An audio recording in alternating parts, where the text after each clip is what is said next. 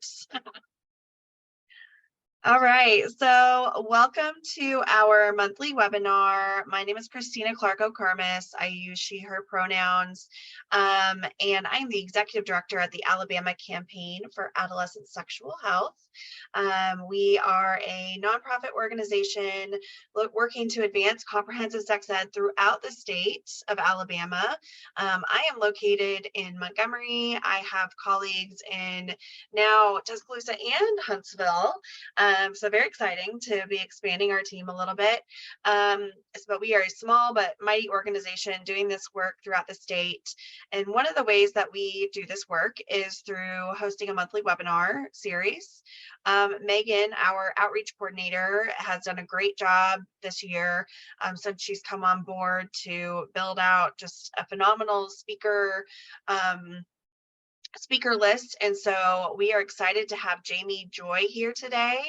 I'm going to let Megan introduce Jamie, but I think that's all I have. And I will just remind everyone that if you could just pull yourself off mute, just so we can limit that background noise while Jamie's talking. And Jamie may have you come off mute at some point, but just for now, if you could mute yourselves, and I'll pass it over to Megan. Cool. Thank you. And thanks to everyone for being here. This is like one of our most attended webinars. And I think the topic is super exciting and relevant to talk about. So thank you for being here, Jamie, as well. I'll give a short bio here. So we're excited to welcome Jamie Joy for this webinar on consent communication at every age. Jamie is a queer and trans Jewish sex educator from Philly. Their life and work is committed to spreading joy, pleasure, and consent through community organizing. Jamie Joy is a trained and certified in their field, having spent the last 10 years working with people of all ages in schools, clinics, nonprofits, etc., providing inclusive sexual health education. So thanks so much for being here. And I did want to just share with y'all that if you're interested in practicing the skills that we talk about today or learning more, we are hosting a Consent for Kids fair in Birmingham, Alabama, for those of you who are out of state, on Saturday, this Saturday from 11 a.m. to 2 p.m. We're partnering with a bunch of great organizations who are bringing resources for parents. We'll have free book giveaways. There's activities for kids of all ages, including a consent story hour with picture books, a pin the ovary on the uterus anatomy game. There's an anatomy drawing table, a gender expressive photo booth with lots of clothes that are donated for folks to take with them if they like. And so we're really excited for that event. So please spread the word about that and come if you're in state, if you want to learn more and practice the skills that Jamie talks about. And with that, I'll pass it back over to you, Jamie. Thanks so much for being with us. Thank you so much, Megan. And thank you everyone for spending this next hour and a half with me. I'm really excited to talk about consent for all ages. And if I was in Alabama, I would love to go to this consent fair. It sounds incredible. So I'm gonna share my screen now and pull up my slides. Even though I have slides today, I am a very interactive presenter. So we're gonna be talking and doing a lot of discussion and activities. So I hope folks are excited to participate with me today. So does everyone see the slides? Okay, amazing. And I'm just gonna see if I can pull up the chat too, so I can I wanna still be able to, okay, got my chat up. Okay, great. So welcome to the webinar. We're gonna get started now. I'm gonna introduce myself. Thank you, Megan, for that lovely introduction. I am a certified sex educator. I've been doing this work for 10 years. I identify as queer and trans. I use they, them pronouns.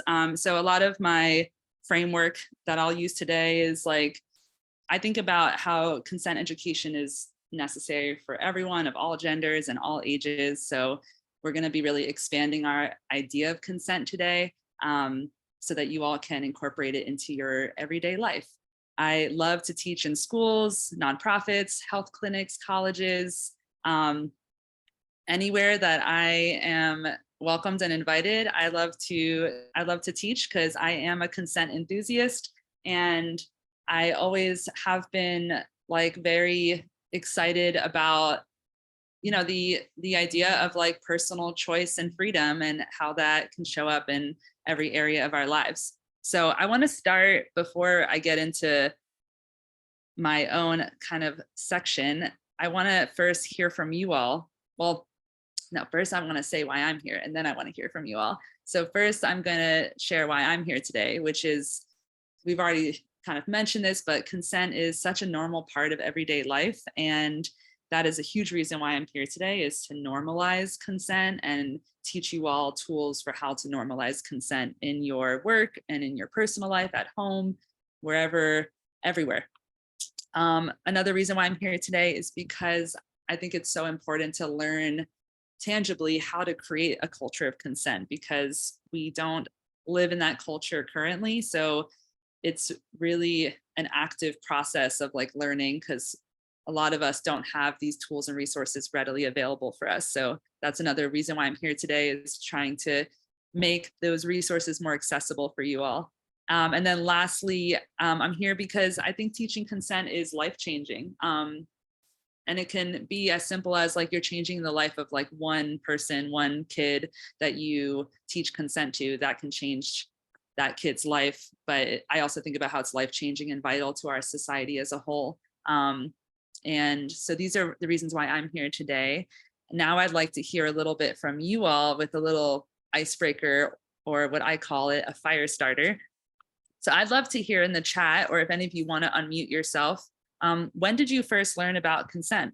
And the follow-up question is, what about that experience was positive or negative? Or maybe it was a neutral experience, but I would love to start to hear from folks who are taking this webinar about your own like first learning about consent. You know, do you remember how old you were? Do you remember where you were? Do you remember who it was? What was that experience like? So I'll give you, like a minute to ponder on that. And then once you're ready, you can type it into the chat. And if you can't type into the chat, you can unmute yourself. And I'll like read some responses out loud for the recording. Okay, so our first response: when I was really little, like 3 or 4, my mom would tell me anywhere that my bathing suit covers is private. I still remember it to this day. She did well in teaching me about this. That's a really great, so it sounds like that was a positive experience for that person. Thanks for sharing that. And yeah, that's a great way to start to teach a young person about like how to understand their own body. Okay, we have someone saying high school sex ed and it was neutral, right? So a lot of people probably didn't hear about consent until they were like well into their teenage years. I didn't hear about consent or what it meant until I was going to college, and they had a freshman field day where they were talking about being careful on campus with drinking and not to assume people want to partake in activities, sexual activities. Yeah, so I have a very similar experience, that my first time learning about consent outside of like watching Law and Order SVU as a kid was like when I got to college, which felt really, once I did learn about consent in college, I felt like, oh my God, how had this been kept from me for so many years? I was very upset about it. Yes, Olivia Benson. I think I first learned about consent when I was a teenager, probably from Twitter or something like that. Yeah. Media and social media definitely plays a big role, and we'll talk about that later. I was a kid that had no boundaries, so I learned from other kids in elementary school that it isn't welcome to just hug and kiss people all the time, as was a family norm, right? We'll talk about that too. This was positive for me, as I needed to learn sooner rather than later. As an adolescent health educator now, it is so important to focus on starting at a young age. Yeah, that's such a great point, that, as kids, like you might have certain familial norms around touch that then you like share with other kids in school, and it can be read as like completely inappropriate, what that kid thought was like totally normal. So again, having these conversations with young kids can really help try to, mitigate those experiences for young kids, that confusion that comes up, which we'll talk about. There's so many great responses in here. Just for the sake of time, I'm going to keep moving, but I would love to, keep putting your responses in the chat so that other folks can read and can, you all can connect with each other. But I'm going to keep moving for the sake of time. So I want to start by just thinking about how consent is everywhere, right? And when we talk about consent, this is the first part that we have to recognize, is how expansive it is. That so often in the law or in curriculum, they tend to focus on consent being yes and no, but it's so much more than just yes and no. So we're not going to think about consent as like a binary. And this is where my background of, being a gender bender really helps, because I can understand, like, okay, binaries don't help us understand how much nuance and complexity actually exists when we think about consent. So here's like a graphic from an Instagram account that I follow, Consent Wizardry, which I have their information later in the resource slide. But permission is just like the tip of the iceberg of consent. When we think about consent, there's actually so many more dynamics. We're thinking about we're thinking about permission, but we're also thinking about power dynamics. We're thinking about, like, in order to understand consent, you have to build empathy skills and understanding emotional attunement. And you have to deal with expectations and, like, the feelings of, oh, I don't want to disappoint this person, but I still need to say no. So of course, it's so much more than just yes and no. And once we can understand that, once we get a good grasp on that ourselves, then we become more equipped to educate on consent. So this slide is really about us getting on the same page about what consent really is, and how waiting to discuss consent solely in the context of sexuality can really miss the point, and can kind of like pigeonhole it into something really specific, so that when people hear consent, they think about sex and sexual health and rape and sexual assault. And that can do actually more harm than good when we think about consent. So I want to spend a lot of time thinking about consent and teaching about consent in non-sexual contexts. So that's going to be a big focus of this presentation. But of course, I'm a certified sex educator. So if you have any questions about teaching consent in sexuality contexts, I welcome those questions as well. And just a note that kids who do understand consent, it's been shown that they have better decision-making skills for themselves, like understanding their own body and being able to have respect for others. So it's like, we're really thinking about, like, these are very, very important life skills. And your role as a caring parent or a teacher or both, you have such a big impact in, like, helping a young person build these life skills. Any thoughts, questions at this point in time before we move into a little activity? I'm going to take like pauses as we go so that people can digest information and ask any questions as needed. Will we be getting like a handout or slides so that we can refer to this? Like, I really like the diagram, so I don't know if I'd be able to refer to it after. Oh yes, I will absolutely send the slides out. And then you can, and a lot of the images that I share, I can attach them in the email separately so that you just have them. And I want you all to use this information freely. I created these slides. I want them to be shared far and wide.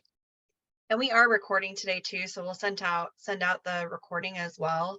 And Jamie, I just wanted to say, like, I really appreciate that you're going to talk about this in non-sexual situations. We are having this Consent for Kids fair this weekend, and we had tried to have it back in May. And I think there was a deep misunderstanding about what we were going to be doing because we had the word consent, and nowhere on there did it talk about sex or sexual, like anything having to do with sex. But the adults took that to mean we were going to be talking to young people about sex.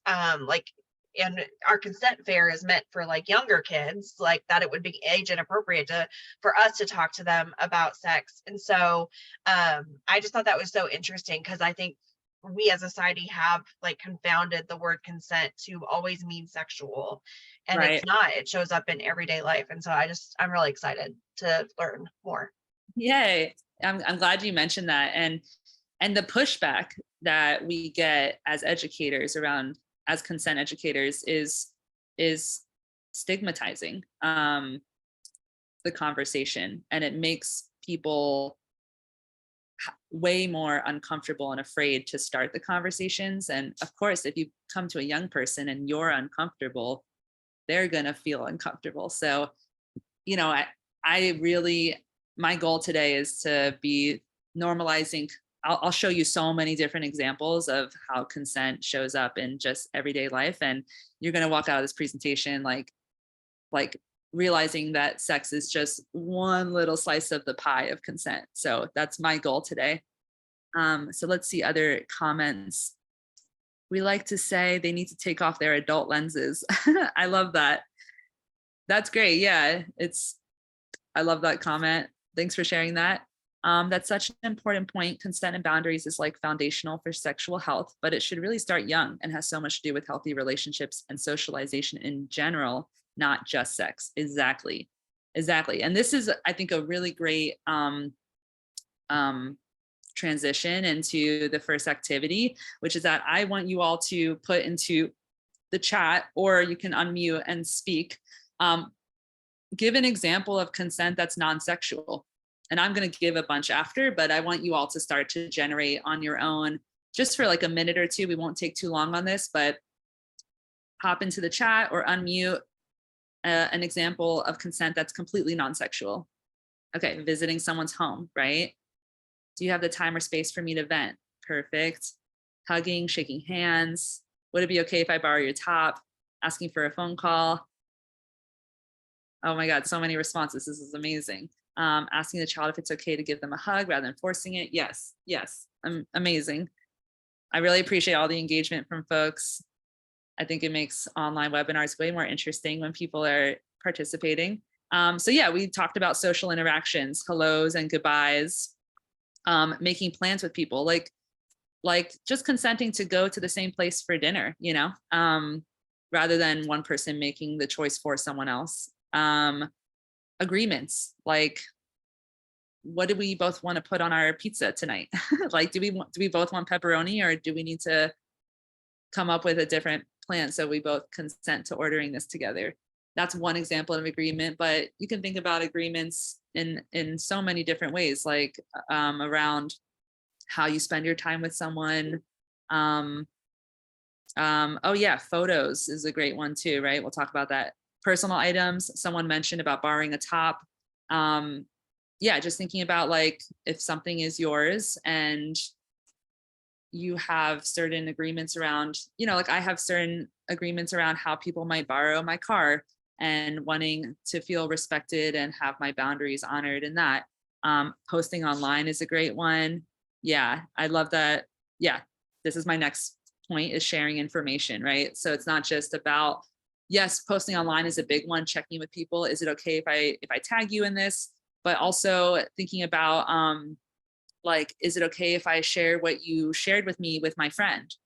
So many kids can get into conflicts with each other around like, well, you said this about me, or like you shared something that I didn't want you to share. So there's consent in like the sharing of information.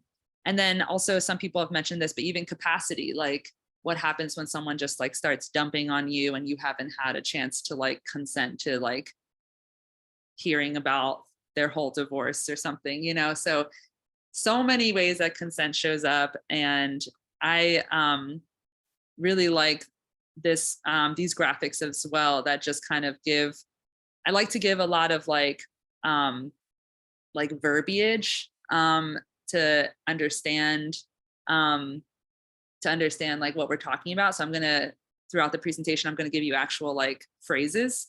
So stuff like, would you like my thoughts, right? So think about how like, you know, when someone gives you an unsolicited opinion or mansplaining, right? Like that's non-consensual, right?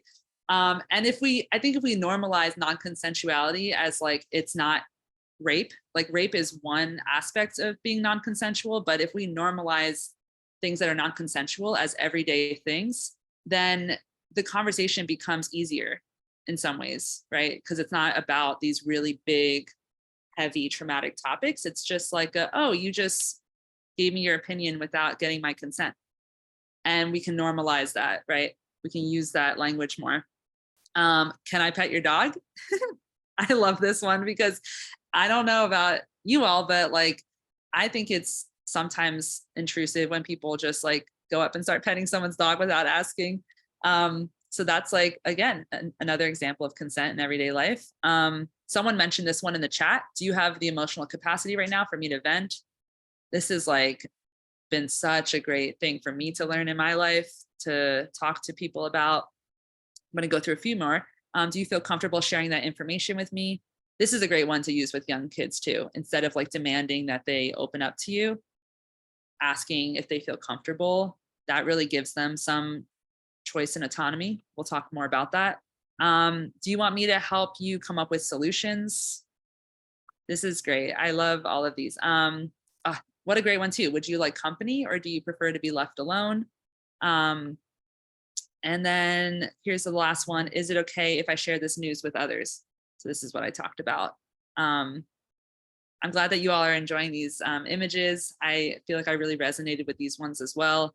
And these are great little sound bites to just like add to your consent toolbox is kind of what I like to think about. I use that tool, that phrase often, my consent toolbox. So feel free to add these. You can like screenshot these images and just have them in your phone to refer to. Any questions so far before we move into more specifically talking about consent with kids? I'm going to do a pausing for any questions, comments.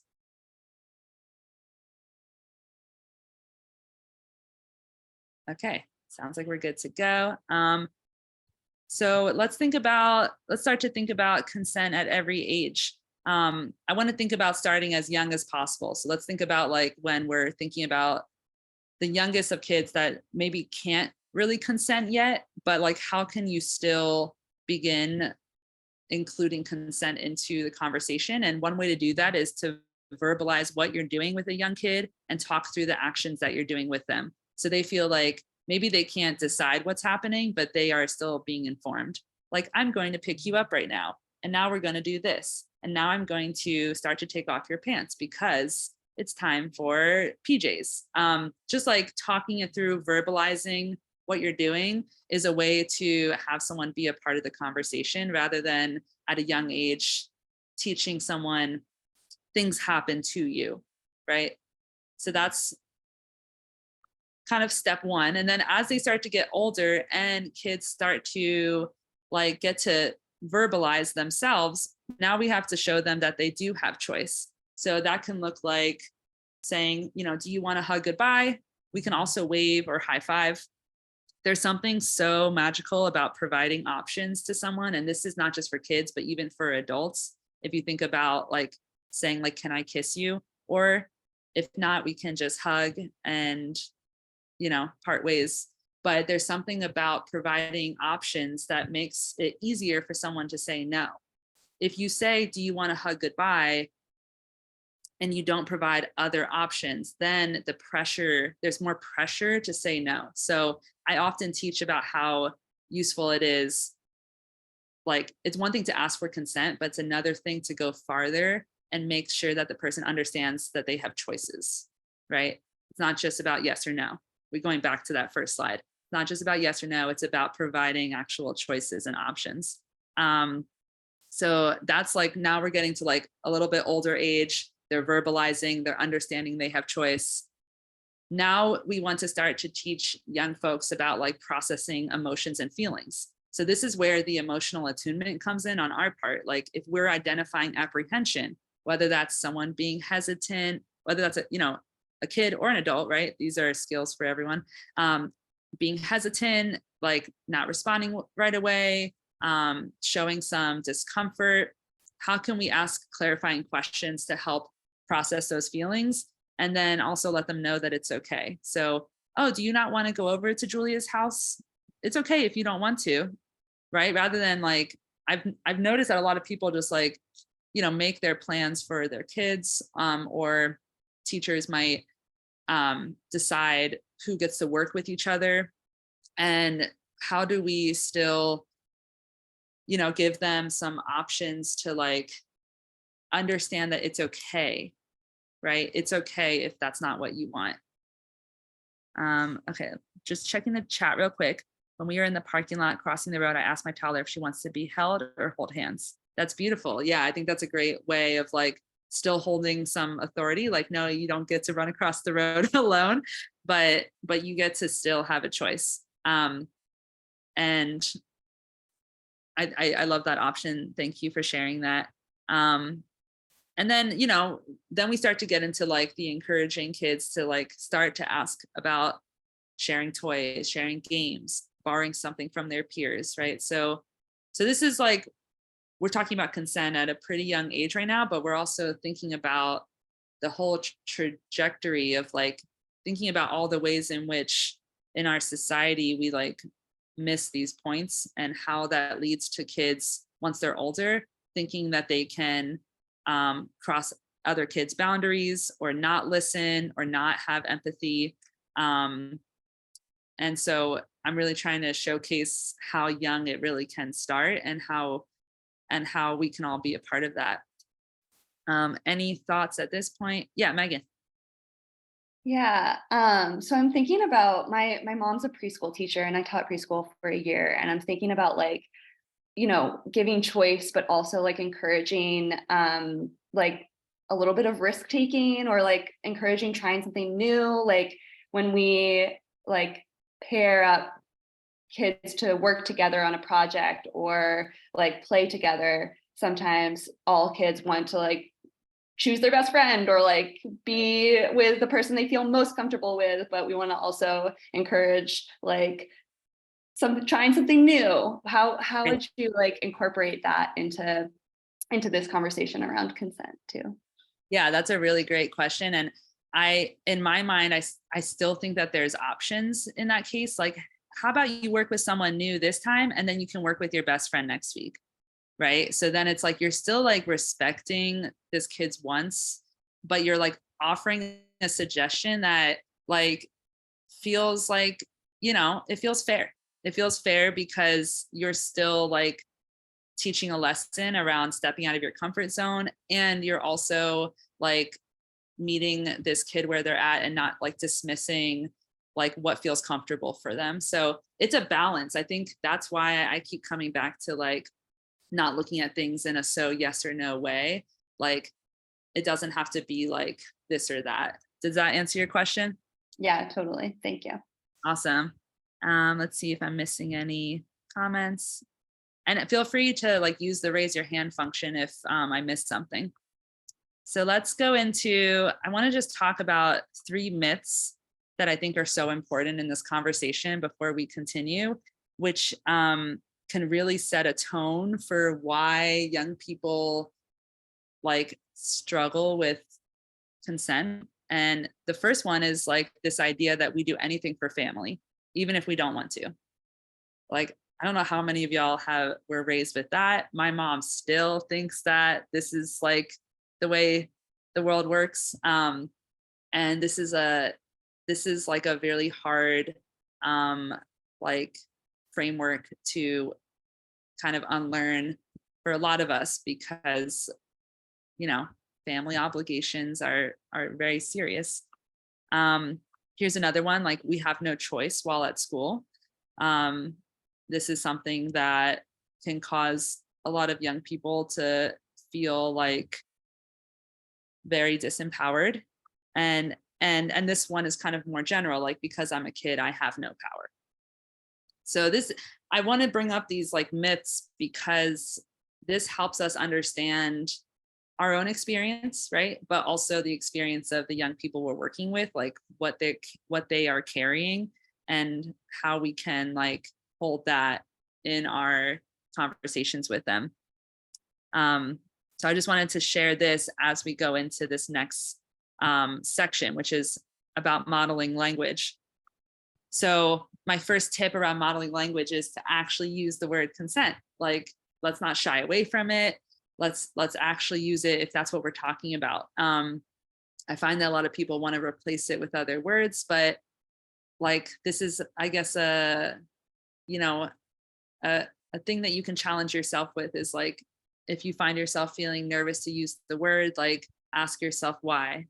And then when it comes to modeling language, let me go back one. Okay. Start by communicating your own boundaries with young people, like just being like, hey, I need a break from X right now, from us talking or from sitting so close to each other, or I need a break from you, sharing about your day, if that's okay. Or even just saying like, can you ask me again later? Creating your own boundaries and communicating them in gentle ways is like obviously gonna really help with like role modeling. And then this is a huge one, right? Is how do we have a positive reaction to a young person's no or to their boundary? And this is where we can start to teach them that a boundary is not rejection, which I think a lot of adults still really struggle with this. So of course, if we struggle with it, young people are going to struggle with it.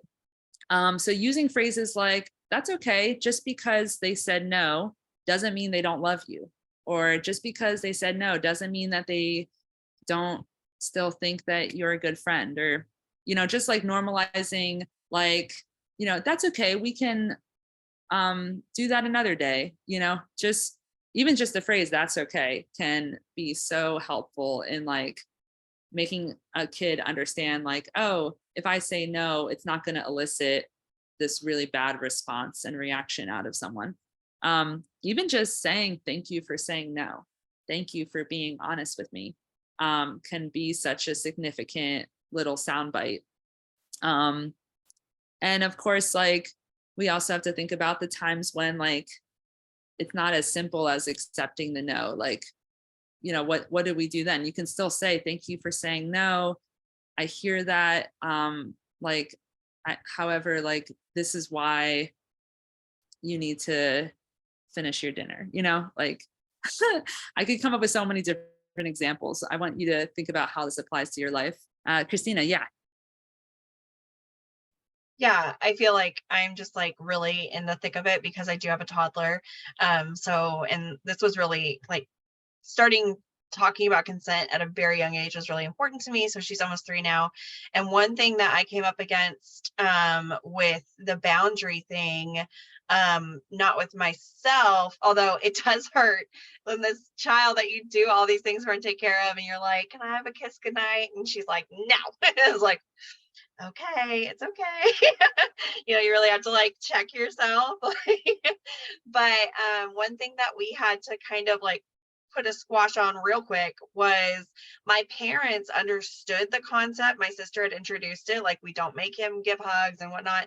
And so they understood that with my child. But then my mom started doing like the manipulation thing a little bit. And like, I don't think that was her intention. I truly, but she was like, oh, that makes me so sad, or that makes me mom so sad. And like, again, I don't think that she definitely doesn't mean to be harmful, but like, we had to like kind of just be like, hey, that's really manipulative. And like, we really don't want her to take away that she should, like, because that's just going to put pressure on her to do the things she doesn't want to do.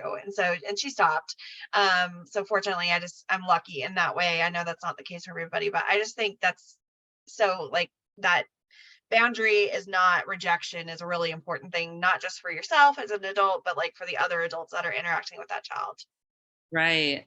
to advocate, yeah, like your kid might not like be able to advocate for themselves in that situation. So how do you talk to your parents and your relatives? And I'm seeing other people in the chat like sharing similar experiences. It's really hard. It's a big cultural shift, right? Like those of us that are doing this work are like shifting culture. So we have to recognize that like it's going to come with some pushback. It's going to come with some disappointment. And also like it is potentially sad for that grandparent, right? Like to want affection. So how do you like kind of hold space for their hard feelings while still having this, this is the way that I'm raising my kid, you know? And that's your boundary, right? That's like you're holding boundaries for your kid, but it's also your boundaries too. So, and that's actually, we'll talk about that a little bit on the next slide. So I'm glad you mentioned that. Let me see if I'm missing anything in the chat.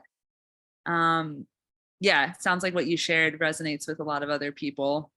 Yeah, I think that the big thing that to take away from this is like, boundary is not a rejection, but also we want to instill in young kids that their self-worth isn't tied to the yes. Like that's a big thing, right? To understand that like they are still worthy even if they say no is so major. And you know, I'm not speaking this in contexts where like there are things that young people like need to do like that are in their best interest, but we're thinking about this the moments where there's choice and the moments where we can like teach them about their own boundaries. Okay, I got a question. I've seen a lot of stuff in the media lately of adults using therapy language or setting boundaries in a toxic way. How do you address setting a boundary that is self-serving or manipulative to the other person? How do you address setting a boundary that is self-serving? I'm trying to understand. So I think I understand the questions. So for instance, if anyone was like in on the whole, there was some pop culture stuff around Jonah Hill, and he was talking about a girlfriend, and there were all these texts where he was really like, he was using therapy language to say, it's my boundary that you don't post pictures of yourself in a bikini, or it's my boundary that you aren't friends with other guys. And so like clearly he was using quote unquote therapy language, but then the backlash was like, okay, but that's kind of toxic because that's like those aren't boundaries, that's maybe your preference, but really it's clear you're trying to exert some control. Right. I think that's maybe what Mindy means in that. And correct me if I'm wrong, Mindy, that's just how I read it. Yeah, I think that my therapist often asks me like, is that a need or is it a want? And just like being able to ask that question, like say to someone who is kind of trying to manipulate their way into like, is it a need for you to hug your grandchild, or is that a want that you have? And that's a very valid want, but we have to know the difference, you know? But I think that, you know, addressing, you know, setting a boundary that's self-serving, I think that this is where that question can really come into play. Like, we don't want to be like, we don't want to be like abusing this language that's supposed to help us like have healing relationships. So, and when that happens, I think it's mostly, you know, out of like, you know, people desperately trying to grasp for what they want and not what they need. But yeah, let me know if I'm like missing this question, or if you want to clarify at all what you're asking, Mindy. So I'd love to. You totally crushed it. That was exactly what I was referring. I've been reading articles at the wazoo about Jonah Hill, like using that toxic language, or not toxic, but just like, this is a boundary I'm setting, and if you don't follow it, you don't respect me. And I could see that catching on in like teen culture or young adult culture, where it's like, oh, I set this boundary, and you know, like, I don't want you going to see other people. and I set this boundary and you're not listening, and how to address that as like, yeah, a need or a want, and how to also interpret that into consent.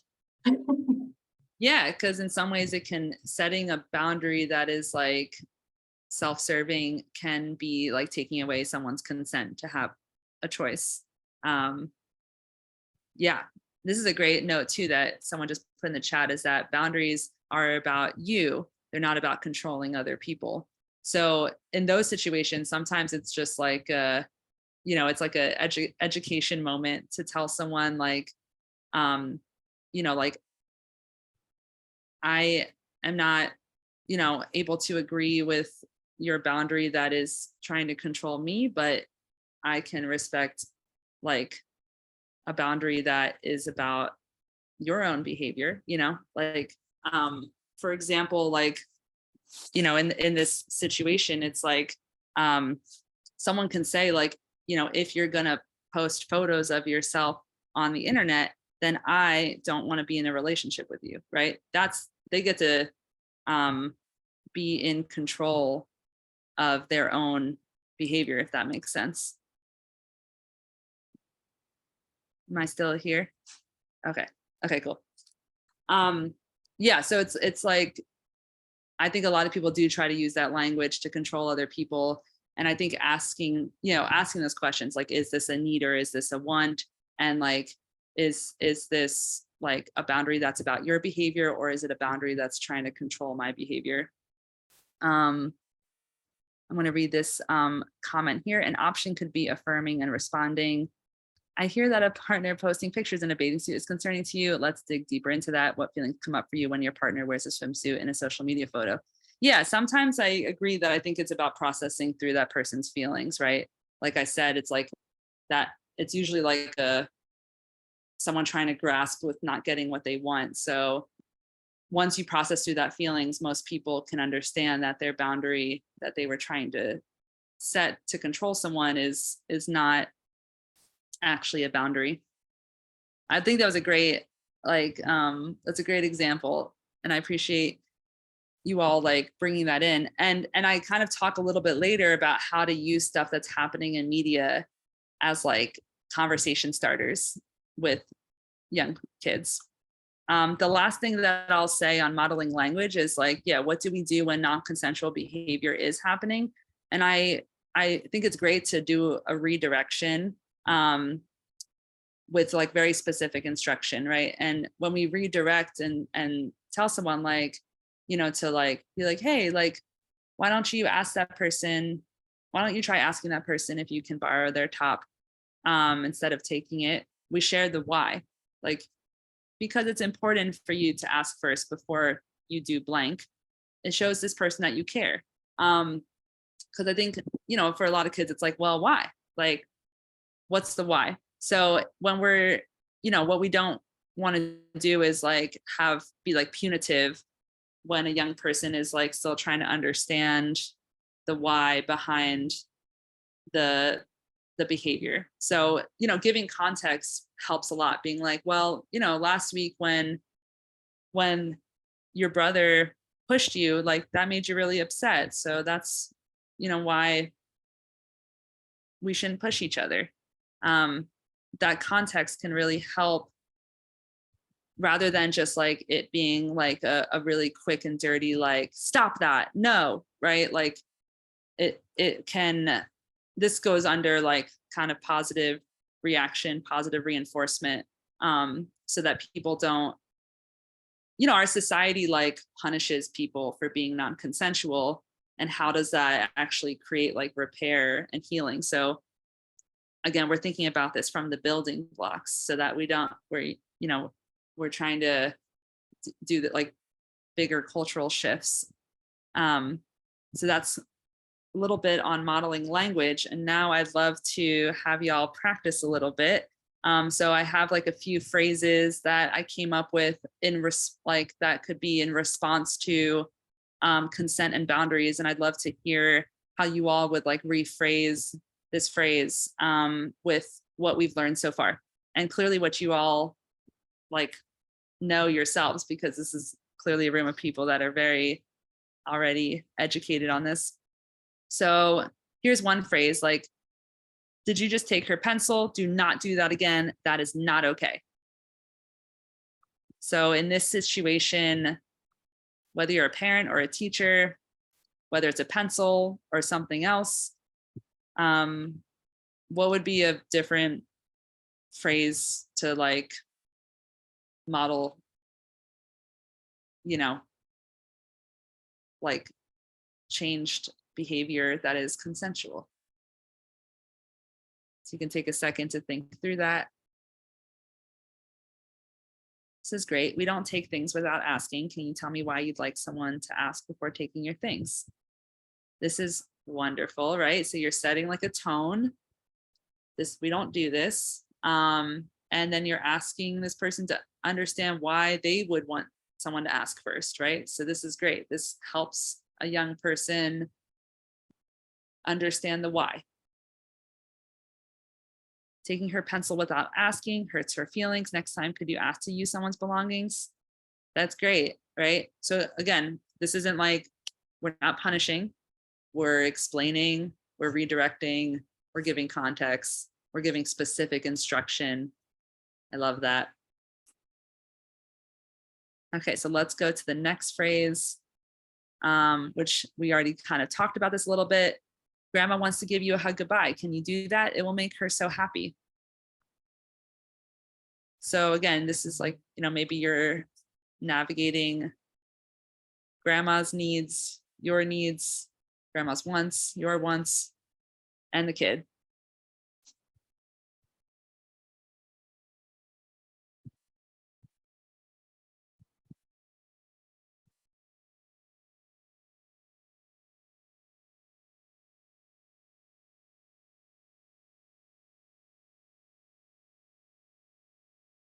Any rephrases on this one? We did kind of talk about this already. How would you like to tell grandma goodbye? Would you like to give her a hug, a high five, or a dance? I love that. A dance is very cute. Yeah, I love how you phrased that question with, again, giving so many options and giving so much permission. Do you want to give grandma a hug goodbye? You can also wave, high five, something else. Grandma's leaving and asking for a hug. Would you like to give one or not? Right? So you're kind of like the mediator here. Yeah, how would you like to give grandma? Or would you like to give grandma a hug or blow a kiss? I love that. These are all great. These are all wonderful. Thank you so much for participating in this. And then we'll do one more. And this is more of like interpersonal, right? So saying, why did you say no? I thought you loved doing this together. Right? And this could be like you also personally navigating like a young person changing. And so how are we dealing with our own hard emotions around that? Like maybe the kid doesn't want to hold your hand anymore or doesn't want to join you for lunch. So what are some ways that we could rephrase this where we are giving a positive reaction to a no, letting this young person know that it's okay, but also maybe still trying to, understand why something has changed.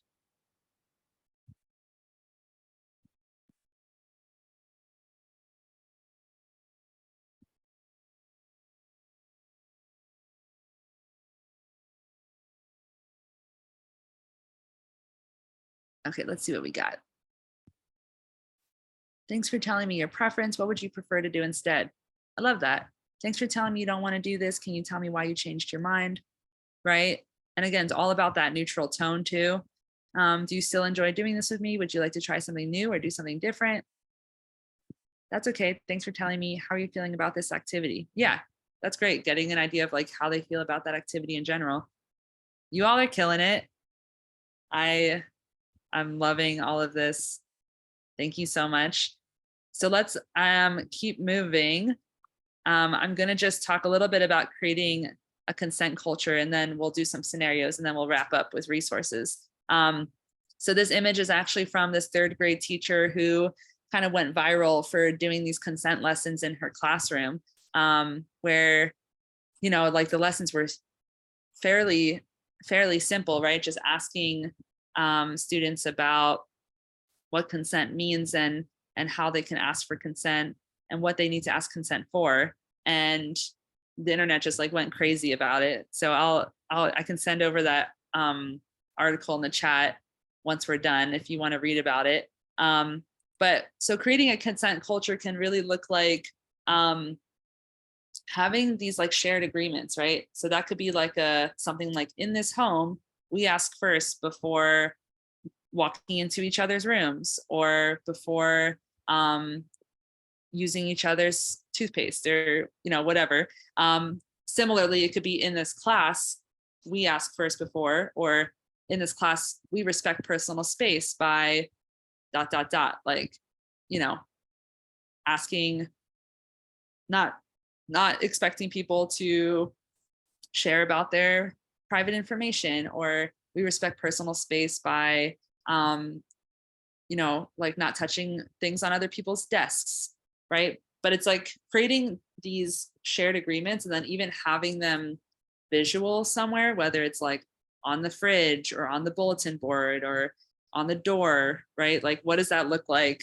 Rather than like having like expectations that are not being spoken, right? So this is like one way we can start to create a consent culture, is like we're normalizing that these are agreements that we have as a group.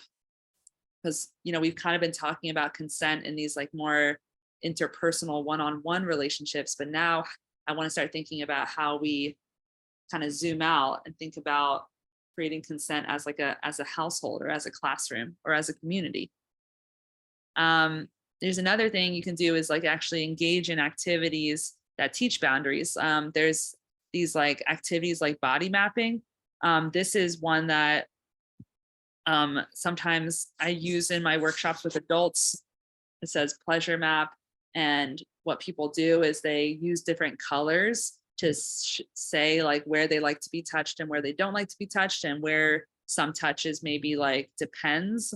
So you can do any printout of any kind of body and turn it into like a coloring activity. And this could be at home, this could be at school, but this is a way for people to start to do their own body mapping, which is a really great tool. And, you know, this one says pleasure map because it's for adults, but you can find like any template for doing this kind of activity. Educational videos are great too for young kids, and I'll share a few resources later in the presentation where you can find more educational videos. And then there's things like, you know, community events like a consent fair, which you just posted. It's just such great timing, right? So that could be another, like, going to events like that is a great way of creating a consent culture.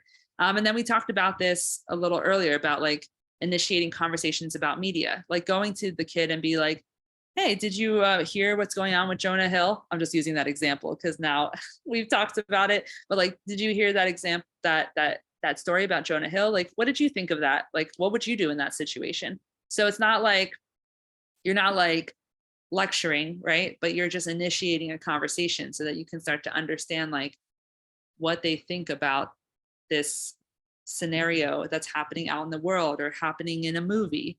Like you could finish a movie where there's like a scene that in the movie that maybe showed some, you know, non-consensual like interpersonal dynamic, and you can just ask like thoughtful questions around it.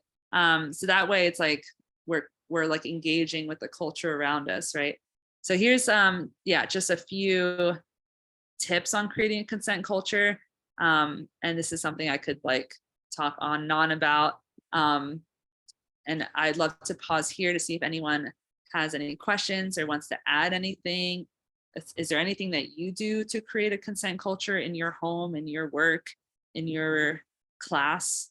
I would love to hear if anyone has any questions, thoughts before we keep going.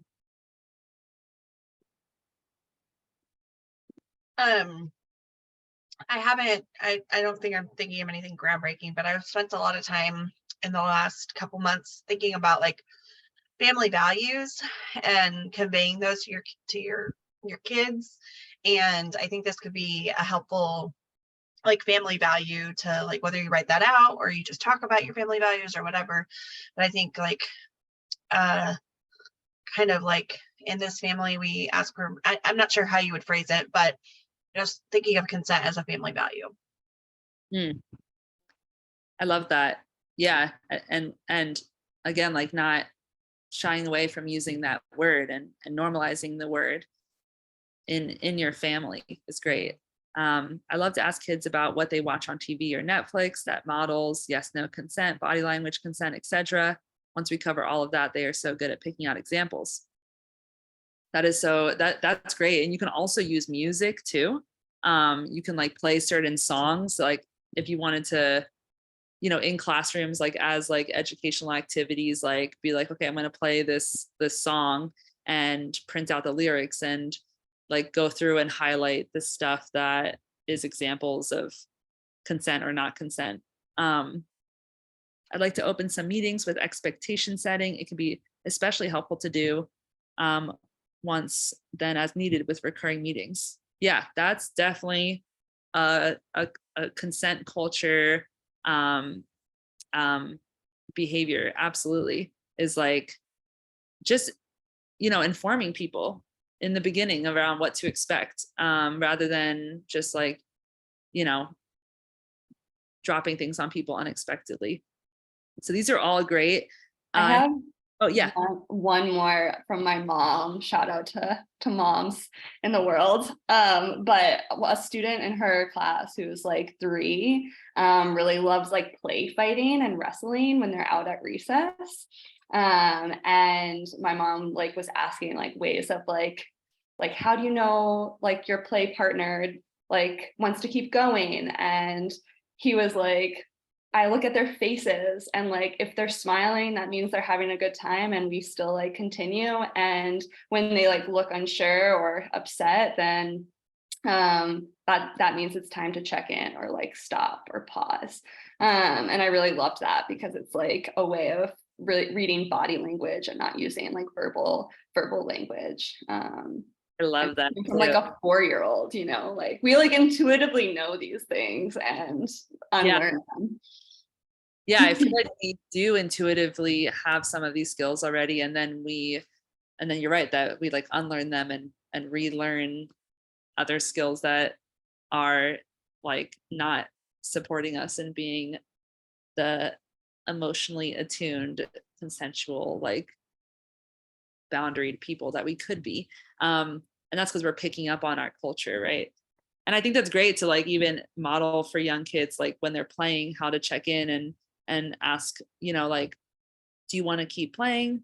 Do you want to stop? Do you need a pause? Do you need a break? These are all great sound bites.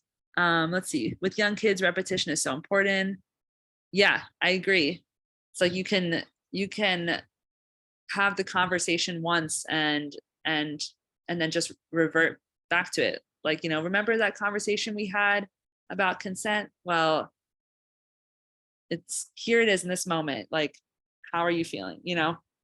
Bringing it back is so helpful. And also like in a positive and loving way, right?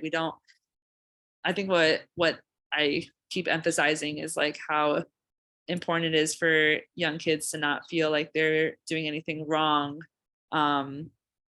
I mean, of course, unless they're like repeatedly not respecting a no, but in the beginning, when they're just learning, like we have to remember how much of it is so new. So we're going to wrap up by doing a final activity, which is I'm just going to give y'all some scenarios, and would love to hear in each of these scenarios, like what you would do to, and thinking about everything we've learned in this presentation so far. So scenario 1 is your child or student is sad that their friend didn't want to hang out with them after school. So what would you say to encourage them to accept no for an answer? but also help them deal with these like hard feelings that are coming up around rejection. So this is scenario one. Take a second. You can either put it in the chat or you can unmute yourself, up to you.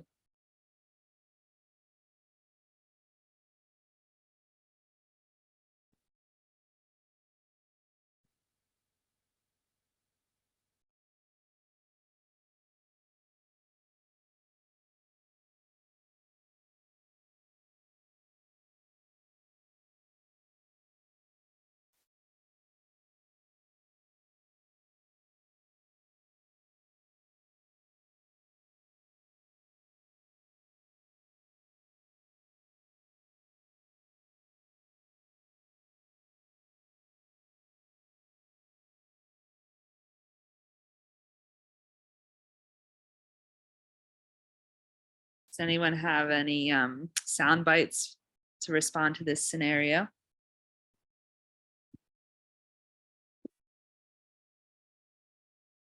I was gonna say, I'm sure people are feverishly typing, and there's one in there now. I was gonna say something otherwise. Hey, buddy, I understand that can be hard to hear. Can you tell me about what you're feeling? After I listen, I can ask them if they have ever not wanted to play with someone. What made them not want to play? That's great. I want to see if they can think of a situation in which they were feeling the same way. Right, right. So yeah, giving context, building empathy. I think this is great. Can you tell me about what you're feeling? Yeah, trying to process through the emotions. And I think it's also like a good opportunity here to add like something around like, I'm proud of you for like respecting your friends. No, you know, I'm proud of you for hearing that your friend said no and understanding that they didn't want to hang out today. And also like, you know, maybe even like going back to that boundary is not rejection point, like how can we like say to the kid, like, you know, it like this isn't a reflection on you, right? Like there are many reasons why Tom might want to go home alone today. So let's see other people's responses.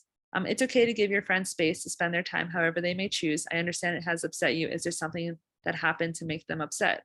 Right, that's amazing too, right? So you're normalizing the other friend's boundary, that they're allowed to spend their time however they want. Right, I think it's good to say our friends still like us, even if they don't always want to do what we want to do. These are really good. It can be hard to get an answer that you don't expect. That's okay. When I hear that your friend said no, I hear that you trust you to tell how they really feel. Yeah, that is really good. That is really good because that is really twisting the no to be like, well, let's acknowledge that your friend felt like they could be honest with you. And that's a great sign of a good friendship, you know? I can't read through all of these, but I think everything that everyone's saying is great. Megan, you want to jump in?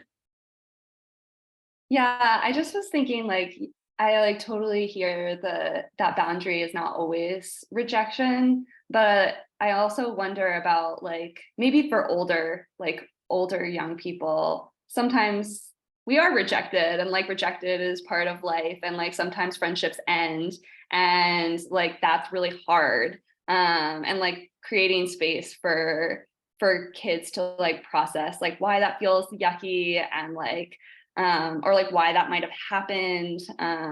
Yeah. Maybe, yeah. Yeah. And I feel like that like for me, that starts to open up into like more like conversations about like grief. Right. Totally. Mm-hmm. That's webinar number 2. Yeah. Like talking to young kids about grief and letting go and processing change and heartache. Right. Like, cause you know, I think, yeah, there's so much I could say on that too. But I think in these scenarios, like I'm definitely thinking like more about like when it's not really about the person, right? It's not about the kid. It's this other person just making their own choice. You know, I don't want to hang out today. Maybe next week, right? But I do agree that like we could definitely do like a whole skill building around how to like work through those yucky feelings of rejection when that is what it is, you know. Oh, thank you so much for coming. yeah, if anyone has to leave early, there will be a recording, and I'll send out the slides and everything. I got 2 more scenarios. Your child or student is showing signs of discomfort around physical contact with others, but they're not saying so directly. So how would you empower them to speak up while trying to normalize them creating boundaries? So this one I feel like we've talked about a good amount, but so we don't need to delve too deep into this scenario, but still want to hear folks their sound bites. Right. Yeah, doing some practice at home is great, so they can get more used to it out in the world. Normalizing that it's okay, right? And here's like where you can bring up that clarifying question of like, do you not want to do this thing? It's, can you let me know if this is something you do want to do or not want to do? Right? Give them an opportunity to start to process through that. How are you feeling right now? Do you know what you would say if you didn't want to do blank? Yeah, that's great. Something that really helped me with expressing myself is using a feelings wheel. Yeah.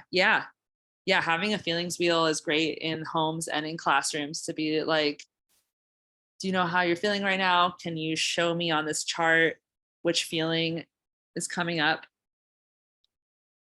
Right? Normalizing this. It's normal to not want to have physical contact with others. And then, modeling how you might use I statements. That's great. Yeah. I understand that you may not want to give hugs sometimes. If you don't want to hug, it's okay to say no. And then you can also tell them like, you can always wave or blow a kiss or, send the person a text message. So many options, lots of options. That's why options really help give permission, and permission is part of consent. Okay, last scenario. This one's a little more challenging. So your child or student is struggling to respect the consent of their peers. So what would you do to support them while also ensuring that they're taking responsibility for their actions? So you're dealing with a child or student who is having a hard time receiving people's no's and respecting people's boundaries. Last scenario, wanted to make it a little harder.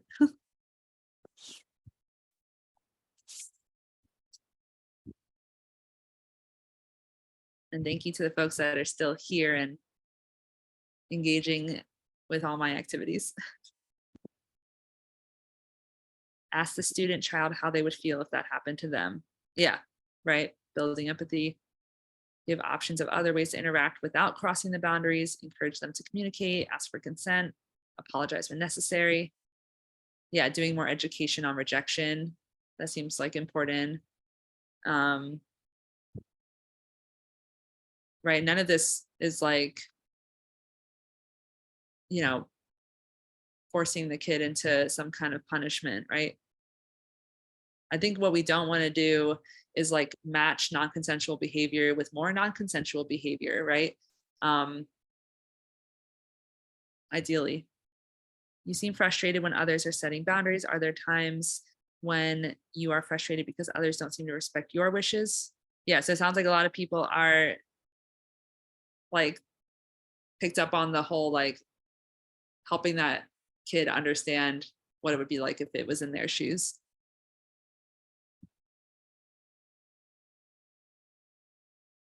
Something we do a lot in the house is taking a break, taking a breath. Yeah, that's great too. Sometimes it's just about like regulating and getting someone to calm down, validating their need. These are all really, really awesome responses. Use a different form of communication, right? So yeah, maybe it's that something needs to get switched up if something's not working. Thank you all for offering all those amazing responses to these scenarios. I am going to wrap up with just some takeaways from this presentation, which one of my big takeaways is that consent is a fundamental aspect of life not just related to sex and sexuality. So I hope that that was made very, very clear. My second takeaway is that modeling this language and behavior is key for helping youth learn consent. So, it really starts with us. Like how do you all feel about how you're setting boundaries in your personal life? Like, do you feel like empowered to say no in your life? That's a good place to start. And something I'm working on myself, right? And then lastly, just a big takeaway is that like everyone is going to benefit from consent education at every age. And this is something that you all can like start to, like, if you believe this, then you can start to like teach other people, other adults this as well, because I think we really need to shift the culture that consent education is inappropriate for young kids, right? So those are some of my takeaways. I just want to share some resources. These are some websites that I think are great. Consent evangelists, yes. That's why I call myself a consent enthusiast. It's like my religion. So here's some websites that you can check out if you're looking for more resources, activities, videos. This is where both of these websites are more for like resources for you to use with young kids. And then of course there's some books that I think are great, like My Body, What I Say Goes is good. Let's Talk About Body Boundaries, Consent and Respect. There's also this book that's on teaching consent. So this would be more a book for adults. And then I use some images from Consent Wizardry. I really love this account because of the graphics that I can pull to help with talking about consent. So if you're looking for graphics, charts, this is a great place to go. And then there's also a podcast, and Consent Wizardry also has like workbooks, digital workbooks. Everything's like super accessible, super easy. And then this other Instagram account, Comprehensive Consent, also has resources like this. So these are just people that are, out there doing the good work on social media. And sometimes sometimes sitting down and reading a whole book isn't as accessible. Sometimes it's easier to listen to a podcast or to just, read through a quick Instagram story. So trying to give some options to make your learning as accessible as possible. And that wraps us up with some time for Q&A and comments. Thank you all so much for being a part of this webinar and spending your free time like doing this. It means a lot. It really says a lot to spend. I'm sure we all have some limited free time with everything that we have on our plates. So I really appreciate folks being here. And sorry. I just want to say my email is here if you want to reach out. If you just want to ask other questions, or if you want more education and I do plenty of different presentations. So if you want to invite me to come to your organization, I'm available. And I'll pass it to Christina and Megan to, do any, if you have any final words. Well, I just wanted to say thank you, obviously, but also I wanted to specifically say thank you for talking about how we affirm consent, and especially repeated when we're trying to teach kids, and not using punitive measures, because I think that I don't know how old everyone else is, but I think we are all of an age around an age where that was the common parenting practice was to be punished, or quote unquote disciplined as children when we didn't do things that our parents or caregivers told us to do, right when they said to do it. And with kids, I think that sometimes when you take that non-punitive approach, it maybe takes longer for them to understand things. But then I think that the way they understand it is different. They're not saying like, oh, I'm not going to do this because my parent's going to get mad at me and I'm going to get grounded or spanked or whatever. But it's more like internal, like, oh, I'm not, they're like, they begin to understand like, oh, I don't want to do this thing because that'll hurt so and so's feel. Like they understand the empathy behind it maybe better than if Yeah. we are than if they were disciplined in like a punitive way. And so I just really want to like lift that up as, I know just like as a parent, that's something I'm learning a lot. And I think that was a great thing to bring up with this as well. Yeah, thank you for sharing that. And I can't emphasize enough, like when it comes to consent, like if we're learning through a fear-based model versus like an understanding and empathy-based model, which one is actually going to cause like deeper transformative change? If you think about like someone being like, oh, I shouldn't like touch people without asking because I'm afraid of getting in trouble, that is not the framework that we want, right? So yeah, that's why I emphasize so much like how do we redirect non-consensual behavior in young kids, because they do it all the time. Like it's pretty normal for a kid to like not understand personal space. Yeah, they have no respect for boundaries.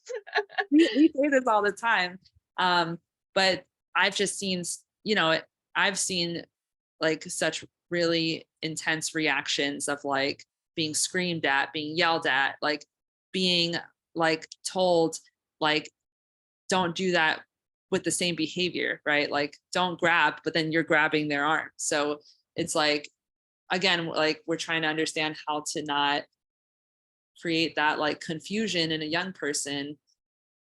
And oh, I got a cat trying to join the webinar. Yeah, so thanks for emphasizing that piece because that's so meaningful. Are there any final questions or comments or thoughts that people want to share? Other resources? Like we have a few minutes left with each other.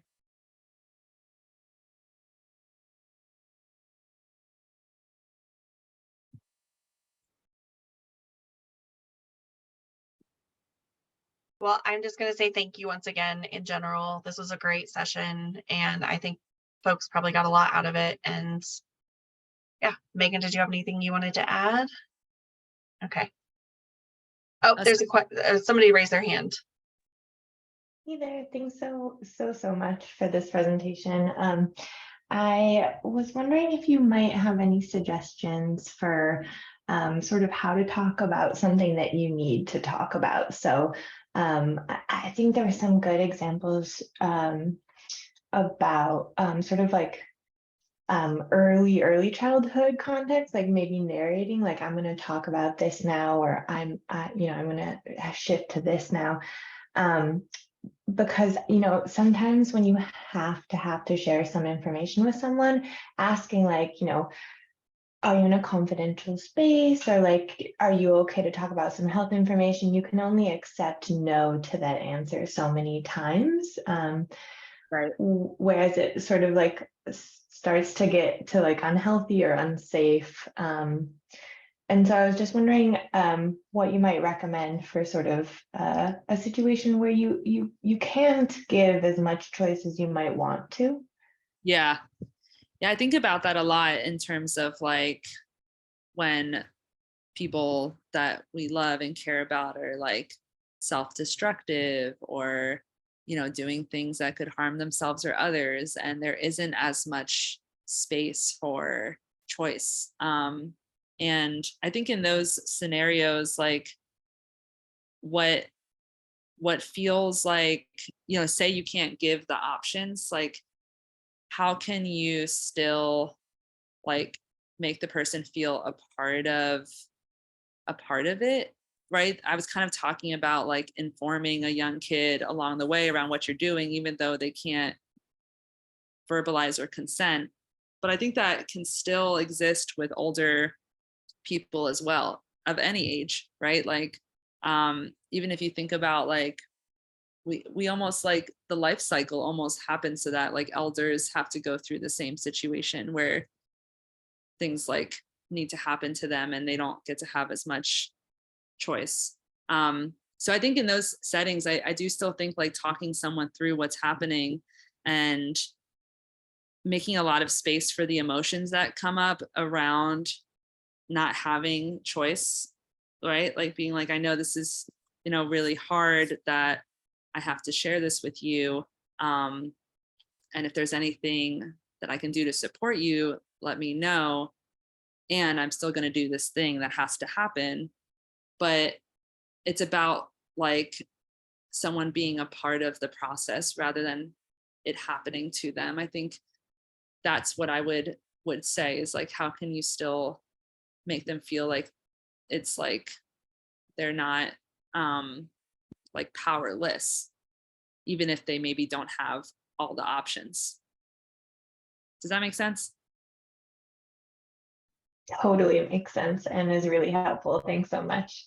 I can think of like the context of maybe like giving a vaccination to a kid or something like that. Like we can't come back and do this later, but you can hold X, Y, and Z, or you can you know, choose what Band-Aid you want, or like involving them in the process, giving some autonomy where you can. That's so helpful. Thanks so much. Yeah, of course. And there's always spaces for decision making, even if it's like, we can't leave and you are going to get this vaccine, but then you can pick out any flavor of ice cream you want.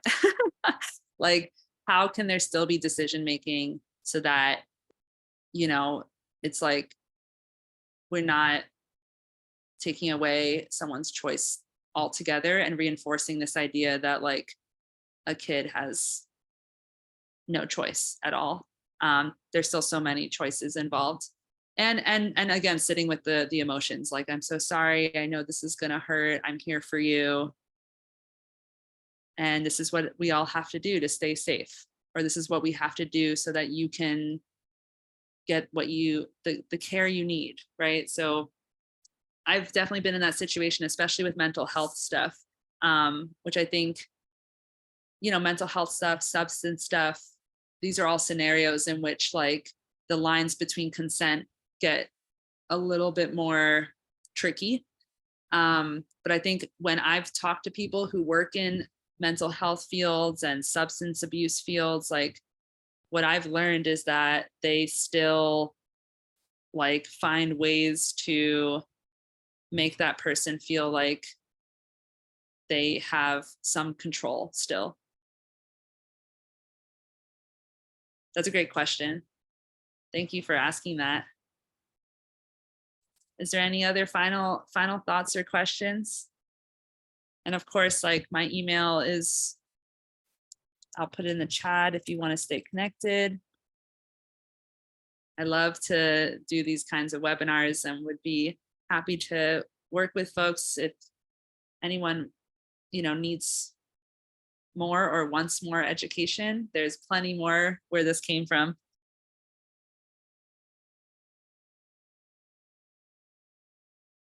Thank you so much. This was wonderful. Thank you for having me. Yeah, and Yeah, thanks thank you. to everyone who's here. Yeah, thanks. And if everyone could just take a minute, I know Megan dropped it in the chat a couple times, but just fill out the evaluation. That's very helpful. And us choosing who we're going to have from month to month and making sure you guys are getting what you need out of these. Thank you. Yes, we would love your consensual feedback. Absolutely. Absolutely. All right. Thanks, everyone. Have a good one. Bye. Bye. Boy. That was a good one. Are you?